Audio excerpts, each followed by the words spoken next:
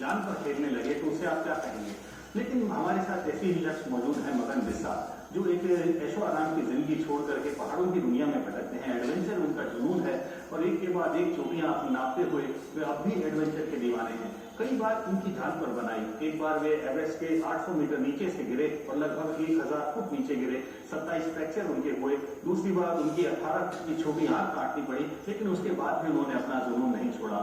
आज भी वे एडवेंचर के उतने ही दीवाने हैं। न सिर्फ पर्वतारोहण बल्कि ये एयरलिफ्टिंग, बैलूनिंग, उसके अलावा पैराग्लाइडिंग, ऐसी अन्य एक्टिविटीज में भी वे भाग लेते रहते हैं। इस सब के इनके एक्सीडेंट होने के बावजूद भी उनका पैशन अब भी नहीं छूटा है। नेशनल एडवेंचर फाउंडेशन से वे जुड़े हुए हैं, उसके अध्यक्ष हैं। आइए उनसे बात करते हैं कि कैसा उनका सफर रहा है, कैसी मुश्किलें उन्होंने झेली, कि रेत की टीलों से निकल करके बर्फ पर चढ़ना कितना उनके लिए मुश्किल रहा। मगन जी, आपका स्वागत है। नमस्ते श्रोताओं, मुझे आज दूरदर्शन ने मौका दिया आपके समक्ष बात करने का, बोलने का, और जो मैंने जिंदगी में एक्सपीरियंस लिया वो आप सब लोगों के काम है। और मैं उसी लिए हिंदुस्तान में सब कमेटी में मेंबर भी हूँ, ताकि प्रमोशन एडवेंचर कर सकूँ। जो हमने जिंदगी में सीखा वो लोगों में बांट सके, यही हमारा जुनून है। दिनेश जी ने अभी बताया था कि हमारा पैशन, हमारा जुनून, इतना एक्सीडेंट और सब उसके साथ भगवान हमें ये सब देखा है कि आप लोग इससे सीख सकें। ये सब छोटी चीजें हैं। मेरी 18 हड्डियां एक बार पहले टूट चुकी है, ऊपर से नीचे तक टूट हो गए, हमारा सारा बन गया, आंखें भी 4.5 फुट बची है। लेकिन उसके बाद भी जुनून खत्म तो नहीं हुआ, मेरा बढ़ते ही जा रहा है। और मेरा अच्छा लग रहा है कि मैं पब्लिक प्रॉपर्टी बन गया, लोगों में, बच्चों में, यूथ में ये काम लोगों में बांट सकूँ, करवा सकूँ। इस उम्र में भी मैं कर रहा हूँ, मुझे अच्छा लग रहा है। जहाँ डॉक्टरों ने कहते हैं कि आप कुछ कर नहीं सकते, करना नहीं चाहिए, आपके अंदर सब्सिट्यूट जिंदगी में लेना पड़ेगा, आंखें पचा नहीं सकती, आप जो खर्च करोगे बन नहीं सकता। लेकिन मैंने तो शायद भगवान मेरे पर मेहरबान है और सब चीजें बन गई कि नॉर्मल खाने पीने से, खाने पीने का लिमिट है मेरे, हर घंटे मेरे कुछ लेना पड़ता है, लेकिन वो सब एक जिंदगी हिस्सा बन गया। मेरी वाइफ मेरे हर चीजें पहले से ध्यान करती है। मैं कहीं भी कितना बिजी हूँ तो वो तुरंत कर देती है। मगर जी, आज की युवा पीढ़ी जो है मोबाइल फोन्स, कंप्यूटर और उसके अलावा मॉल्स में घूमती रहती है, तो आपका जीवन जो है, आपकी इतनी कठिनाइयां झेलकर भी आप अपने पैशन को फॉलो कर रहे हैं, ये कैसे प्रेरणादायक बन सकता है उनके लिए। और दिनेश जी, ये बात सही है और आजकल लोग खराब भी होते जा रहे हैं, लेकिन हमारा उद्देश्य ये है कि हम लोग इन सबको अवॉइड करते रहें और उनको जो यूथ ब्लॉक से एक नेचर के अंदर जाए, सब चीज छोड़ के। हम बच्चों के लिए कैंप करते हैं एक रात का बाहर रहने के लिए, ताकि वो सब चीजों से दूर हो, सब साधनों से दूर हो, नेचर को पहचाने, नेचर के साथ डीलिंग करें और उससे हमारा पर्सनैलिटी डेवलपमेंट करें, ताकि उनको पता रहे ये चीजें। लेकिन मगर जी, आपके लिए उस दौर के अंदर न सुविधाएं थी, न कुछ और था, और आपने इतनी सारी मुश्किलें झेली। पहाड़ों की जिंदगी जो होती है बहुत मुश्किल होती है, हाइट से एडजस्ट करना मुश्किल होता है, बर्फ काटना सीखना मुश्किल होता है, वो सब आपने कैसे सीखा धीरे धीरे। मैंने कहा कि अगर आप जिज्ञासा और जुनून हो तो कुछ भी कर सकते हो, चाहो तो। जब पहले गया, मैंने कहा ना, लोग जब मेरे को देखते तो मैंने सोचा कि मेरे को हंस रहे हैं, मेरे को इन सबसे ओवरकम आना, मेरे को टेक्निकल क्लाइंबर भी बनना है। तो मैंने, हालांकि क्योंकि अंग्रेजी कम पढ़े तो एमकॉम मैंने किया था हिंदुस्तान, जो भी हिंदुस्तान, तो इस चक्कर में मैं अंग्रेजी पढ़ी नहीं। लेकिन बाद में मेरे को लगा, जब वो लेक्चर होते हैं दार्जिलिंग के HMI माउंटेन इंस्टीट्यूट के, वो मेरे सिर के ऊपर जाते हैं, मैं बाद में मेहनत करता, लोगों से पूछता ये क्या बता रहा हूँ, टेक्निकों को प्रैक्टिकली अलग से मैं इंस्ट्रक्टर लेकर सीखता। वो स्टेप कटिंग जो आइसेक्स हमारा होता है, उससे पूरा टेक्निकली स्क्रू ड्राइवर करना, रॉक पैटर्न, चट्टान में बर्फ में लगाना, इन सबको करते करते मैंने पूरा अपने को, जो पैरों में आगे जो कीलें लगी होती है, क्लैंप-ऑन कहते हैं जूतों के साथ, हम उससे टिक करके सीधी बर्फ की वॉल कैसे चढ़ते हैं, चट्टानों में कैसे रॉकलाइनिंग करते हैं, इन सबका मैंने टेक्निकल नॉलेज दिया। और उस टेक्निकल नॉलेज और टफ दोनों चीजें मिला के मैं हिंदुस्तान का टॉप टेक्निकल क्लाइंबर बन पाया, लोगों को भी उसी रूप में शिक्षा दे पाया। उसके साथ अपना सेफ्टी, रेस्क्यू वर्क, ये सब ध्यान रखना जरूरी है। पहाड़ में अगर सेफ है तो चढ़ सकते हैं, अगर नहीं सेफ है तो फिर पहाड़ पे नहीं जा सकते हैं। तो ये, और उसके बाद मैंने शिक्षाविद भी बनना था, कि लोग कहते हैं वो था ये तो टफ एंड रफ है, तो मैंने कहा नहीं, मैं एक टेक्निकल एक एक्सपर्ट होने के साथ साथ एक लेक्चरर भी बन के रहूंगा। तो मैं इंस्ट्रक्टर भी दोनों इंस्टीट्यूटों बना और उन्हीं इंस्टीट्यूटों में इंस्ट्रक्टर कई टाइम जो लोगों को मैं शिक्षा दे पाया। लेकिन मान लीजिए ऐसा होता है 3 पॉइंट क्लाइंबिंग जो होती है बहुत ही टफ होती है, स्टेप कटिंग जो होती है बहुत ज्यादा ताकत की जरूरत होती है। तो ये सब जो टेक्निकल चीजें हैं, एक युवा पीढ़ी आजकल जो शारीरिक श्रम करती नहीं है तो उसके लिए तो बहुत ज्यादा मुश्किलें आएंगी पर्वतारोहण में। और बेसिक कोई भी चीज आप मैथ्स अगर सीखते हैं, अगर मैथ्स का बेसिक फॉर्मूला नहीं सीखेंगे तो आगे नहीं बढ़ पाएंगे।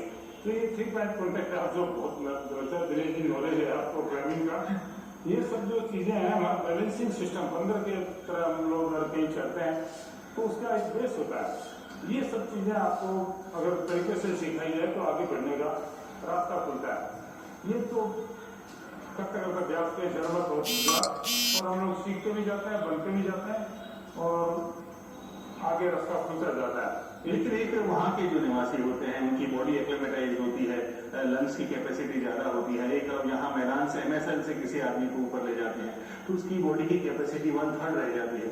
तो ये चीजें राजस्थान से कोई जाता है तो उसके सामने कितनी दिक्कतें पैदा करती है, इसको ओवरकम करने के लिए क्या करना चाहिए? अपनी बातों में दिनेश जी एक मिस भी हो गया। आपने कहा भी था पहले कि हाइट में कैसा लगा, क्या हुआ ऑक्सीजन। मैं पहले पहाड़ गया, मेरा पता नहीं था कि यहाँ पर ऑक्सीजन कमी वो भी लग रहा है। मैं तो इतना रफ एंड टफ, यहाँ मेरा दम क्यों फूल रहा है। मैं भागता हूँ, इतना दौड़ता हूँ, बड़ा 2-2 फुट में हम रास्ता खोलते हैं तो 10 कदम बाद बुरी तरह हम चलते। फिर मेरे को डॉक्टर रंजीत कुमार जो स्क्वाड लीडर है वो बताया, हमारा साथ ही कोर्स करा था, बोला मदन पन्ना मतलब कहीं फेफड़ा फट के बाहर आ जाएगा, यहाँ पर ऑक्सीजन की कमी है, एटमोस्फेयर प्रेशर में और ऐसा कम है, यहाँ प्रेशर कम है तो आपको आधा ऑक्सीजन जरूरत का मिल रहा है और एवरेज में 1/3 मिल पाता है। बात सही है। 28,000 फुट 26,000 फुट में हम जाते हैं, 30% एयर प्रेशर है तो एयर प्रेशर भी ऑक्सीजन उसी हिसाब से मिल रहा है। लेकिन हमारा शरीर ढल जाता है, हमारा RBC तेजी डेवलप होता है, उसका भी प्रोसेस है। अगर उस प्रोसेस के दौरान में हम नहीं चलते तो बहुत बड़ी खतरनाक बीमारियां होती है, पल्मोनरी एडेमा, जिसमें हम लोग शायद नहीं ध्यान दे रहे तो कुछ घंटों में चले जाता है। इसके अलावा भी मगर जी फ्रोस्ट बाइट वगैरह हो जाते हैं। मेजर आलू वाले का मुझे अभी भी ध्यान है कि हाथ की उंगलियां, पैर की उंगलियां अभी भी वो व्हील चेयर पे चलते हैं। 65 के एक्सपीडिशन में जो गए थे तो फ्रोस्ट बाइट से ये सब खतरे बरकरार होते हैं। लेकिन तो भी क्या चीज होती है जो माउंटेनियर्स को ड्राइव करती है कि आप बार बार वहां जाएं? हाँ, इन सब पार्टी द्वारा फ्रोस्ट बाइट बीचों को माइनस टेम्परेचर सब जीरो और फिर ऑक्सीजन RBC नहीं पहुंचाते, टिश्यूज कमजोर हो जाते हैं, लोग ठंड चली जाते हैं। मेरी भी हुआ, लेकिन हमारा फर्स्ट डिग्री हुआ गरीब हो गए, नाखून मेरे कई बार खत्म हुआ, बहुत मुश्किल से हुआ और कई महीनों तक सेंसेशन गया था। अभी अगस्त में मेरे कई परिचित थे, वो लोग आए, उनके हाथों की उंगलियां काटनी पड़ेगी। हमारे कई साथियों के हाथों पैर की उंगलियां काटनी पड़ी क्योंकि फ्रोस्ट बाइट की चपेट में आ गए। ये समस्याएं तो है, ये दिक्कत का एक है। जैसे मैंने कहा, मैं बिना ऑक्सीजन नीचे आ बचा के किसी को, ऐसे हम लोग लिविंग जो है बिना स्लीपिंग बैग के -39 और मेरा 85 में -45 टेम्परेचर, क्योंकि तूफान चल रहा पास, हमारे साथियों की लाशें आर्मी वालों की पड़ी है, उसके बावजूद भी हमने -45 में स्लीपिंग बैग में इसलिए घुस के नहीं सोए कि कहीं तूफान में टेंट फट गया तो उनके साथ हमें मिलना पड़ेगा, तो इसलिए हमें बचना है। और रात भर बिना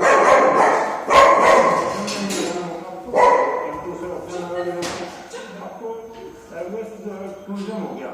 हमारे जैसे प्रोफेसर रास्ता फिट किए हुए हैं, कैंप लगाए हुए हैं, ऑक्सीजन सिलेंडर इतने हल्के, अगर वो ऑक्सीजन सिलेंडर में देते तो हम समझो आप ऐसे चलते हैं। लेकिन इसके अलावा भी ये हुआ है कि लेडर्स वगैरह पहले से लगा देते हैं, सारी रोप फिक्स होती हैं और शेरपाज आपको घसीट के लेके जाते हैं, कई जगह तो उठा के ले जाते हैं। तो वो जो चांद था जो आपके जमाने में एक चुनौती हुआ करती थी वो कम हुई है। हमें बताया जैसे पहाड़ देखा नहीं, चलना शुरू किया नहीं, सीखा नहीं, उससे पहले तो वो ये सोचते हैं कि हमें चलना है और पैसा फेंको तमाशा देखो, एक ताजमहल की तरह हो गया। हाँ, दमखम चेंज हो रहा है, लेकिन हमारे जैसे लोग प्रोफेशनल बैठे हैं, आपको फिट कर देंगे, आपको कैरी करा देंगे, आपको टेक्निकल एबिलिटी सिखा देंगे। रास्ता बंधा हुआ है, रास्ता लगा हुआ है, लेटर लगी हुई है, ऑक्सीजन हल्के अवेलेबल है, फोरकास्ट अवेलेबल है। हम जब प्लानिंग करते थे हमें फोरकास्ट नहीं मिलते, हम जाते तूफान में और उसमें बैड वेदर में फंस जाते। आपको अगर अच्छा मौसम यहाँ की तरह मिले तो एवरेस्ट चढ़ना कोई ज्यादा दिक्कत नहीं है, ऑक्सीजन अवेलेबल है। लेकिन मतलब ये जो एवरेस्टर का जो टैग लगता है, इसके जरिए एक बार आपने टैग एवरेस्ट का लगा लिया, उसके बाद में कमर्शियल एक्टिविटीज में आ जाते हैं, कमाई में लग जाते हैं, तो ये आपको कैसा लगता है कि आपके जमाने में एक जुनून होता था, एक खुद के अंदर से एक चुनौती को लेने का जो एक मजा होता है वो होता था, लेकिन आप इसको बिजनेस बना देते हैं? हमारे को खुशी है 4 एवरेस्ट में से 3 बार जो गया, हम खुद रूट खोलते थे, हम काम करते थे, अपना सामान खुद धोते थे और ये काम करते थे। वो एक माउंटेनिंग थी, ठीक था जिसके लिए हम गए। अब उसमें मजा नहीं रहा, लेकिन बाकी पीक जाओ, बाकी चोटियाँ चलो, वो अच्छी लगी। वो तरीका नहीं जा रहे लोग। एवरेस्ट एक माहौल के रूप में हो गया और एवरेस्ट इसी एवरेस्ट टोल भी ले रहा है। लास्ट ईयर आपने देखा होगा सैकड़ों लोग हमारे फंसे, अभी भी डिजास्टर इस साल भी रहे, क्योंकि कहीं भी भगवान टोल लेता है। केदारनाथ का रास्ते भी आप देखिए, लाखों लोगों का ह्यूमन प्रेशर होने लगा, लोग मिसयूज करने लगे उन रास्तों का। लोग दोस्त लड़के लड़कियां मिलकर जा रहे हैं उसका एक माहौल के रूप में, वो फिर भगवान उस भीड़ को। नहीं, आप ये कहना चाह रहे हैं कि एक तरह से कमर्शियल दोहन होने लगा उस चीज का, और दोहन होने लग गया, ज्यादा प्रेशर होने लग गया। पहाड़ पे भी एक लिमिट तक आप कर सकते हैं, वो जो ह्यूमन प्रेशर है वो सहन नहीं कर पाता और उस रूप में नेचर को अपना रोल अदा करती है। नहीं, लेकिन पहले मदन जी ऐसा होता था कि जैसे माउंटेनियर्स जाते थे, एडवेंचर वाले जाते थे, उन्हें कोई सुविधा नहीं चाहिए होती थी। इसके अलावा तीर्थयात्री या तपस्वी जाते थे, शांति की खोज में जाते थे। लेकिन अब कई एजेंसियां ऐसी हैं जो एक साथ 100 लोगों के ग्रुप लेके जा रही हैं। तो ये एवरेस्ट में मेला लगा रहता है बेस कैंप पर, तो ये पहाड़ों से खिलवाड़ नहीं हो। बात तो आप एकदम सही कह रहे हैं। ये जो पहले यात्रा होती थी, लोग अपना खाना पीना 1-1 महीने का लेके जाते, साथ में आटा बांध के कई पत्थरों पे बनाते थे, वो एडवेंचर था, उसमें एंजॉय भी करते। धार्मिक यात्राएं जो थी उनकी भी वैल्यू थी। आपको कुछ नहीं, आप कई जगह हेलीकॉप्टर से भी पहुंचा रहे हैं, कई जगह आपके लिए घोड़ों पे जा रहे हैं, अच्छे हेल्दी लोग, हम लोग रास्ते हैं घोड़ों पे जा रहे हैं। ये तो माहौल हो गया सबसे। एवरेस्ट की आप कह रहे हैं, वास्तव में गाँव बच जाता है, सेटेलाइट स्टेशन लग जाता है, मोबाइल नेटवर्क काम कर रहा है। पहले सेटेलाइट फोन लेके जाते थे, अब मोबाइल नेटवर्क बन जाता है, आप बातें करो आराम से। टेंट लगाने की जगह नहीं मिलती है, एडवांस बुकिंग करानी पड़ती है बेस कैंप पे, कुंभो ग्लेशियर पे। बिल्कुल, पूरा काठमांडू के ग्लेशियर ठीक कर रहे हैं और इतना ह्यूमन प्रेशर जो बढ़ रहा है, इतनी ह्यूमन ड्रॉपिंग जो गंदगी हो रही है, वहाँ इतना इन्फेक्शन हो रहा है। 18,000 फुट तो इन्फेक्शन को भी सोच नहीं सकते थे। वहाँ आपको शायद पानी भी पीना पसंद नहीं, और बीमार हो जाता है। इतनी गंदगी, चाहे कितना भी हम बातें मार रहे हैं, कितना ही कुछ कर रहे हैं कि हम सफाई कर रहे हैं, पहाड़ों में गंदगी नहीं कर रहे हैं, वो लेकर ज्यादातर 80%, 90% तमाशा है कि भारत का लाखों करोड़ रुपए लगा रहे हैं कि क्लीनिंग कर रहे हैं। वो खाली फॉर्मेलिटी करने के थोड़ा बहुत जाता है, कुछ लोग कर रहे हैं, जुनून से जाते हैं, करके लाते हैं, लेकिन बाकी ड्रामा ज्यादा है। एवरेस्ट के नाम से भी 1 रुपये लग रहे हैं, सफाई कर रहे हैं, सफाई कुछ नहीं। लाशें भी आज तक ऐसी उनको तो ला नहीं सकते, डिस्पोज ऑफ कर नहीं सकते। सिलेंडर कचरा आज भी बहुत पड़ा है, अगर ढूंढने जाए। वही वहां से क्या उसको लाके सिलेंडर से इतने भारी होते हैं, जो खाली सिलेंडर वहीं फेंकाते हैं, प्लास्टिक वहां जा रही है, अभी भी कितना ही रोक लगा लें। तो ये तो पर्यावरण के साथ भी खिलवाड़ है, बहुत बड़ा खिलवाड़ है। क्योंकि यहाँ की नेचर तो चलो अलग, वहाँ की सेंसिटिव है। हिमालय की जो बर्फ की है बहुत सेंसिटिव, बर्फ पिघलने लगी इतनी ज्यादा। आप ये देखिए, गंगोत्री ग्लेशियर 1 किलोमीटर हमारे देखने में 20 सालों में 25 सालों में पीछे हट गया। हमें देखने से रोना आता है कि क्या कंडीशन बनेगी। आने वाले समय में ये सब धरती के ग्लेशियर कह रहे हैं अगली शताब्दी तक में पिघल जाएंगे। धरती पर पानी की तरह मचने की उम्मीद हो सकती है, जैसा अभी रातों में हुआ। उस संकट को बचाने के लिए यूरोप में कई जगह पता लग रहा है कि सफेद चादर बर्फ पे ग्लेशियर पर ढक रहे हैं ताकि उनको बचाया जाए। लेकिन हमारे हिंदुस्तान में कोई चीज का हम लोग अभी तक पूरा सोच नहीं रहे। तो मगर ये बताएं कि ये पर्वतारोहण है, एडवेंचर एक्टिविटीज हैं, या ये युवा वर्ग को एक जरिया बन सकती है कि इन चीजों के प्रति और ज्यादा जागरूक किया जा सके। बेसिक जो इंस्टीट्यूट्स है, जैसे कहते हैं ना, अगर शिक्षा से स्कूल से आनी चाहिए, घर से आनी चाहिए, तो माउंटेन इंस्टीट्यूट्स और जो भी ऑर्गेनाइजेशन पहली शिक्षा ही देते हैं। इंडियन माउंटेन फाउंडेशन, ये नेशनल एडवेंचर फाउंडेशन यही काम कर रहा है। पहले हमारा किट था माउंटेन क्लीन, हिमालय क्लीन रखा जाए, सिस्टम हमारा क्लीन रखा जाए। हमारे एक ईटों के ऊपर पेपर के नीचे छोड़ना अलाउ नहीं है। पॉलिथीन हिमालय में कहीं ले जाना बैन है, और जितनी चीज ले जाते हैं वो वापस लाएंगे। ये आप इंश्योर करोगे। गंगोत्री नेशनल पार्क बना दिया और दोनों ग्लेशियर जाने के लिए लिमिटेड लोग कर दिए हैं। ये काफी करीब गवर्नमेंट अच्छा प्रयास करती है। मगर कई एजेंसीज हैं जो एक साथ बड़े बड़े ग्रुप ले जाती हैं, 50 लोगों के, पोर्टर्स होते हैं, कुक्स होते हैं, घोड़े वाले होते हैं। तो इतना बड़ा ग्रुप यदि जाता है तो पर्यावरण को तो नुकसान पहुंचना लाजिमी है। और एक बात है, एक तो एडवेंचर कैरियर ओरिएंटेड भी होना चाहिए, लोग इन्वॉल्व हैं, लोगों को अपॉर्चुनिटी मिलनी चाहिए। तो लोग एजेंसी ऑर्गेनाइज कर रहे हैं, भेजा रहे हैं, अवेयरनेस दे रहे हैं। हाँ, ये तो सिस्टमेटिक होना चाहिए कि बर्डन नहीं देना। जैसे बात हो रही थी, तो उनको शिक्षा ऐसी दी जाए कि वो पहाड़ों में कहीं गंदा नहीं रहे, सिस्टमेटिक जाए, हर चीज क्लीन करें, मेंटेन करें, मिनिमम माउंटेन इम्पैक्ट उसमें क्या कोई भी चीज़ उठाई तो तोड़ना नहीं है, वापस पत्थर का इसलिए छोड़ना है। ये चीज़ें बहुत जरूरी है। तो ग्रुप्स छोटे होने जरूरी नहीं है, इंडियन माउंटेन फाउंडेशन कर सकते हैं IMF की कुछ ग्रुप्स की रेस्ट्रिक्शन करे, छोटे ग्रुप्स हों। काफी रिसर्च होता है छोटे छोटे टीम के लिए के पालन है। बहुत बड़ा जो पहले जाता है ना लवाजमा, जैसे एवरेज में हमारी टीम जाती थी 20-25-30 लोगों की, 30 लोगों की, हमारे साथ 1,000 कुली जाते थे। वो सब प्रेशर कम करना चाहिए। इंडियन माउंटेन फाउंडेशन बोलती है, सब लोग रिसर्च करते हैं, बात करते हैं, सोचते हैं कि जाओ अच्छी तरह क्लाइंबिंग करो और मिनिमम इम्पैक्ट कोई चीज पे रहे, इफेक्ट नहीं रहे और करके क्लाइंबिंग आओ। बल्कि संदेश दो कि आप भी प्रोटेक्ट करो पहाड़ों को अच्छी तरह हो। हम लोग अवेयरनेस तो डालना हो रही है। ये जो अनऑर्गेनाइज जो आप कह रहे हो क्राउड जा रहा है, अनऑथोराइज क्राउड, ऑथोराइज तो नहीं कह सकते, जाने का सबको अधिकार है, भगवान ने पैदा किया, कहीं भी जा सकते हैं, लेकिन उसको थोड़ा सा कंट्रोल वे में सिस्टम रहे। और एक साथ मई में जो क्राउड पूरा हेमंत आपको बताऊँ, मैं गंगोत्री में जब केदारनाथ रास्ते में गया तो मैं जस्ट घोषणा की थी, वहाँ पे 1 किलोमीटर जो ऊपर है मंदिर दर्शन से पहले एक जाम लग गया कि हमें एक खिसकते जा रहे हैं सेकंड में एक कदम। रोहतांग पास से मनाली में देखिए पूरा जाम लगा हुआ है, 4,000 गाड़ियां जाती हैं, फंस जाती है। और इतना जो प्रेशर जो बढ़ रहा है ना, इसको चैनलाइज कैसे किया, ये हमारे लिए एक मनन करने के कहीं ना कहीं रेगुलेट किया जा रहा है। रेगुलेट किया जाए इसको। कोई जैसे के लिए मैं था ना, गंगोत्री नेशनल पार्क बनने के बाद उसके अंदर रेगुलेट हो गया कि दिन भर में 100 से ज्यादा लोग मीन्स परमिट सिस्टम कर रहे हैं, लिमिट करने के लिए। ऐसे सिस्टम पहाड़ों में हमारा कहीं भी कुछ होना चाहिए ताकि चैनलाइज हो, तो जितना ह्यूमन प्रेशर जगह है तो पहाड़ सहन कर सके। तो मतलब जी अब नई पीढ़ी को आप क्या चाहेंगे कि इस तरह की एक्टिविटी में जाएं? कई लोग समय नहीं समझते हैं इसको, तो कैसे जाना चाहिए, क्या तैयारी करनी चाहिए और कैसे वे आगे बढ़ सकते हैं?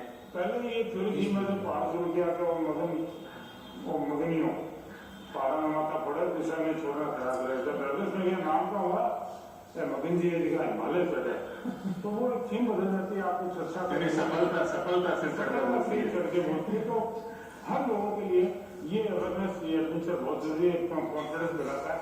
मैंने यहाँ बच्चों का प्रैक्टिस स्कूल का कराया था, आप लोग भी देखेंगे, दिखाया है, तो उसमें बच्चे डर रहे थे क्या कर सकते हैं क्या नहीं। उसके बाद जब उन्होंने विश्वास जगा, वो विश्वास आगे जिंदगी में काम देता है।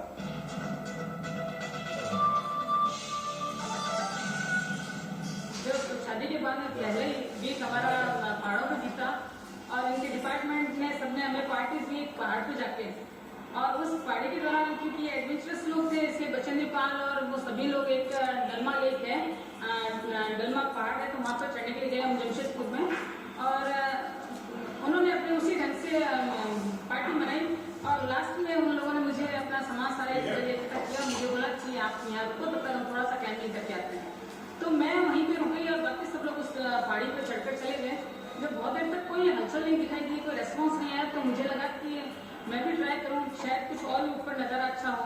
तो मैंने अपनी वो पॉइंटेड हील उतारी और नेल्स मेरे बड़े हुए थे तो बड़ा मुश्किल था करना, लेकिन मैं धीरे धीरे करते हुए टॉप पे पहुंच गई।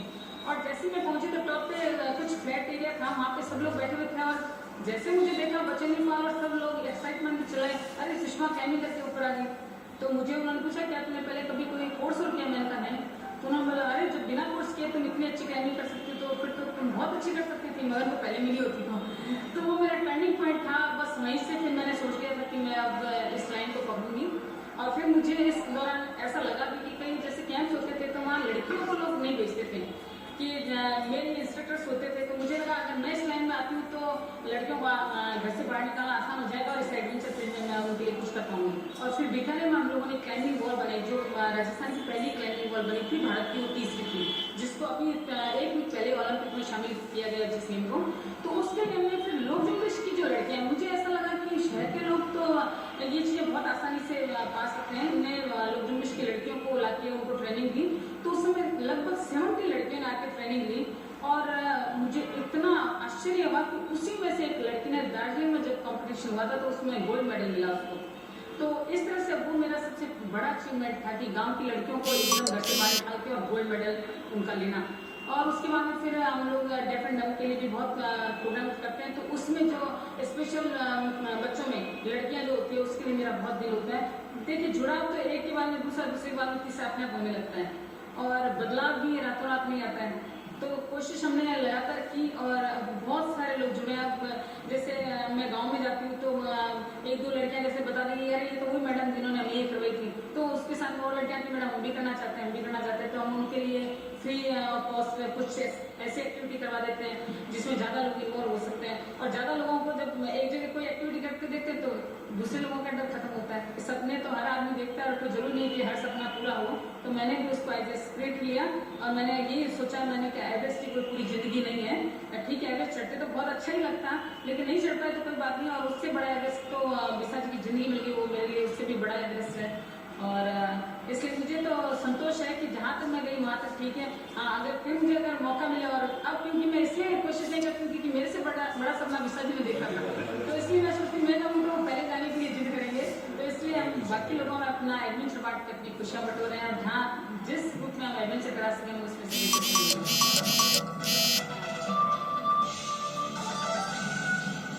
एक्टिविटीज जो है अपना विश्वास भी बढ़ाते हैं, जिससे जीवन में आगे भी काम आता है। और ये एडवेंचर स्पिरिट जो कहते हैं एक बेटर मैन बनाता है, एक पर्सनैलिटी बनाता है, एक लीडरशिप के गुण, टीम लिविंग से आते हैं, और एक बेटर कंट्री बनाने में हम लोग सहयोगी हो सकते हैं। लेकिन आपका जीवन तो ऐसा है कि झाड़ूबंद भी सिखाता है, जीवन सिखाता है, और एक पैशन को कैसे फॉलो करते रहें यह भी सिखाता है। एक पॉजिटिव सोच तो आती है, और पॉजिटिव सोच होने से हम समाज पर बर्डन नहीं होते, हम एक देश और समाज के लिए अच्छा साबित हो सकते हैं सोच रखने दो। तो ये थे मगन बिस्सा, जिनसे हमने बात करी और देखा कि किस तरह से इन्होंने इतने एक्सीडेंट झेले, जान पर इनके बनाई, लेकिन तो भी अपने पैशन को नहीं भूले। इनका कहना है कि पर्वतारोहण जैसी गतिविधियां, एडवेंचर गतिविधियां आपको एक आत्मविश्वास देती हैं, एक बेटर ह्यूमन बीइंग बनाती हैं, और इसके साथ आप जीवन में भी सफलता पा सकते हैं। तो हम चाहते हैं कि युवा वर्ग इसी गतिविधियों को अपनाए, इन्हीं गतिविधियों को अपनाए, और एक पर्यावरण के प्रति भी संदेश दे और पर्यावरण को बचाने की कोशिश करें, और साथ में हेल्दी एक्टिविटीज के लिए जीवन में भी सफल होने की पूरी तरह से कोशिश करें। मगन जी, आपको बहुत बहुत धन्यवाद। धन्यवाद।